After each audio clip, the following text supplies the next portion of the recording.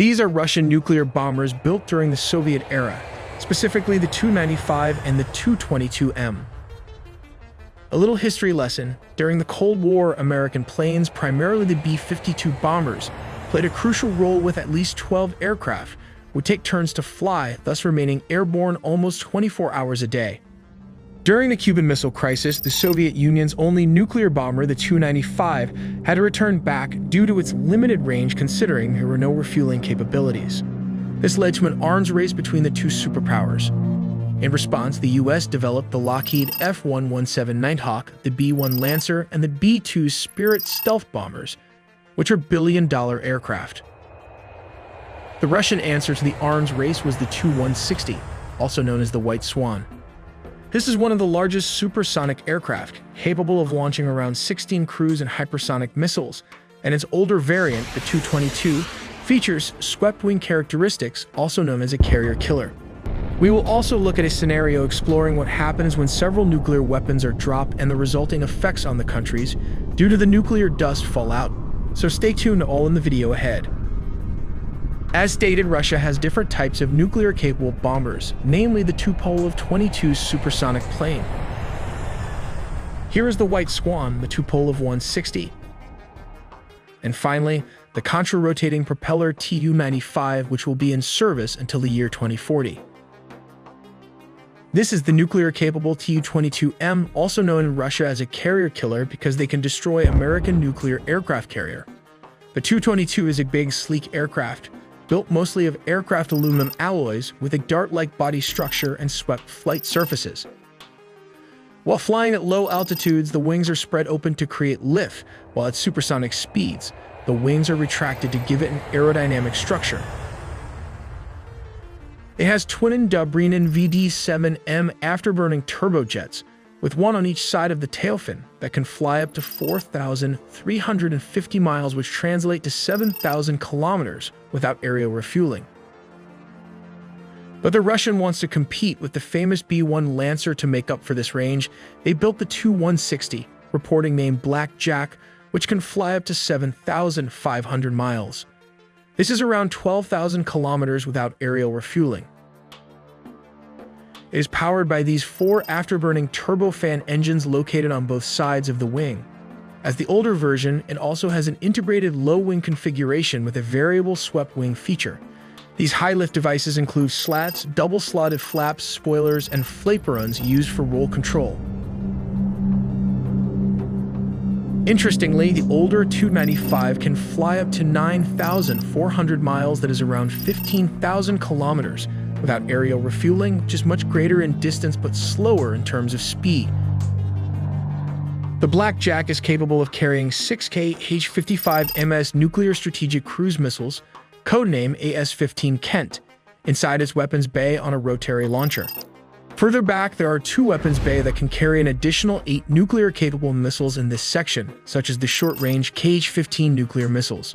This brings the total to around 14 missiles in one single aircraft.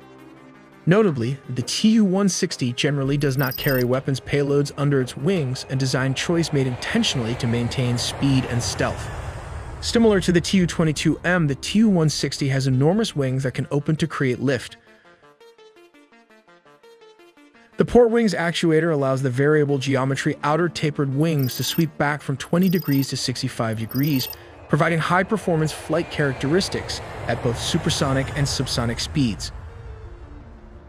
This impressive performance is made possible by 4 Samurai NK321 turbofan engines, each providing a maximum thrust of 25,000 kilograms, which translates to around 55,000 pounds.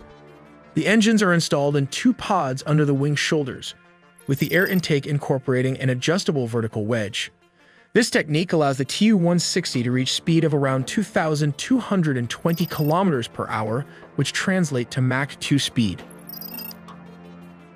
The Tu-22M is also a great bomb truck.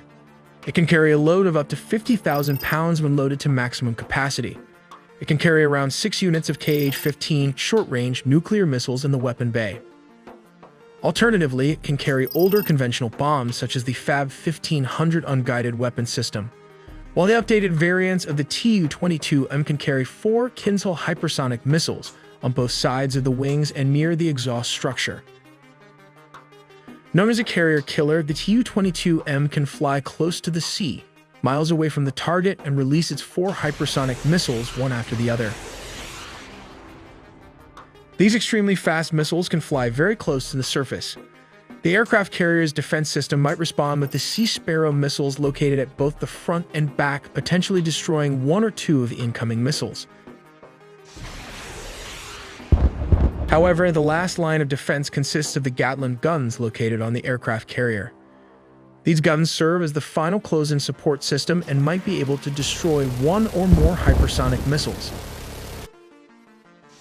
Suppose even one Russian Kinzhal missile manages to sneak through the American aircraft carrier's defense system. In that case, it can seriously damage and disable the operations of this billion-dollar floating airport, hence the name carrier killer. But what is a hypersonic missile? A hypersonic missile is any projectile that travels at 5 to 25 times the speed of sound, which is Mach 5 and above. These missiles are extremely fast and much harder for surface-to-air missile defense systems like the Patriot missile to target. They can also travel in a zigzag or random paths to confuse radar tracking. There are many kinds of hypersonic missiles, such as the American air-breathing scramjet missile, which is still under testing. However, it has an astronomical cost of $15 million or more for one missile. On the other hand, the Kinzhal costs around $4 to $5 million. However, this is not a suitable comparison since the American missile can reach speeds of around Mach 15 to 18. Comparing this to a person will help you understand its size, and it is really huge. Let's look at its cross-section. This is what we believe it might look like, so take this animation with a grain of salt. Starting from the bottom, there is the ejection pod. The second part consists of steerable fins attached to jet vanes. The third part of the missile is the rocket motor. This is the guidance section of the missile.